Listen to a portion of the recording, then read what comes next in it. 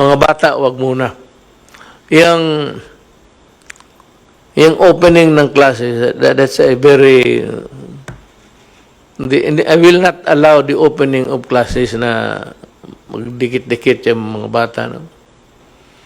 Bahala na hindi na makatapos. For this generation, wala na matapos na doktor pati engineer.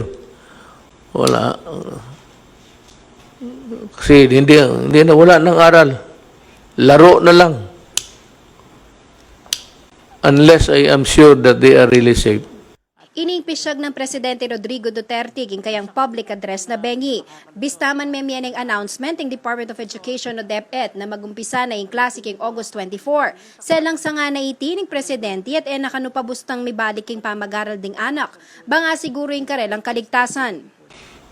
It's useless to be talking about opening of classes. That's probably man. Para sa akin, bakuna muna.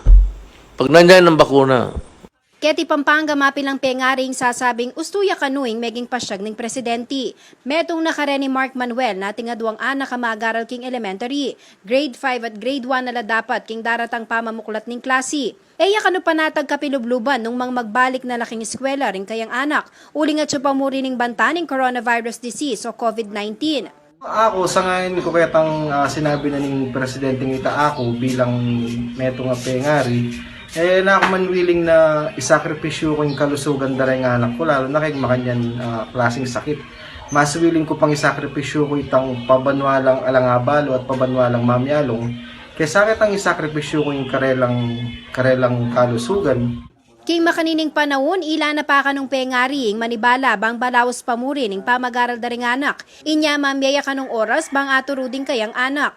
Naman kaya ganagan ating access kay ngantite kaya ating access kay internet So, ako siguro, kalupaning sinabi ng presidente, mas masanting na itang atin na pa mong bakuna para kayong pandemya kaysa kayong bayo lang paluban ding anak. Eya naman pabor i-mark, king amanwana ning DepEd, alternative learning, lalo na king virtual learning. Gawa mi lang activity na adyang at chula bali, mababiyasa lang pa rin, bala mag-aaral lang pa rin.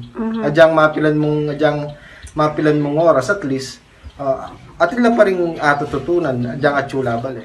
Nanala naman pa kanu paluban king eskwela ding apat ng anak Chari Malyari. Gana-gana naman kanong pengari, migaga na ka pauli ning pandemya.